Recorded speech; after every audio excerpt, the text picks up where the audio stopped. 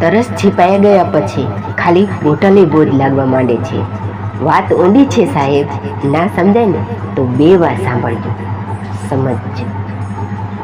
સારું વિચારમાં ક્યાં વ્યાજ લાગે છે, તોય પણ કેમ લોકો એકબીજાનું નબળું જ વિચારે છે? સાવ સાચી વાત ને.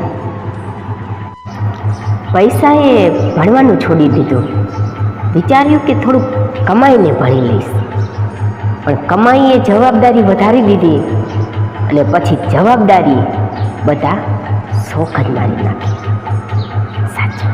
સંસારમાં સૌનો પ્રેમ મળી શકે છે સાહેબ, પણ પિતાના પ્રેમની સામે ભગવાનનો પ્રેમ પણ ચાખો લાગે. એટલે જ તો કોઈ પણ દીકરી કદાચ ભગવાનના વિરુદ્ધ સાંભળી લેશે, પણ પિતાના વિરુદ્ધ સાંભળી શકતી નથી.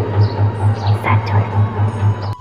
થોડુંક કડવું છે પણ સાચું છે કે છોકરીઓ પાછળ સમય બગાડવા કરતાં પોતાના કરિયર ઉપર ધ્યાન આપો, કારણ કે ઉડતા પતંગિયા ક્યારે પણ કોઈ એક ફોલ્ડના નથી થતા.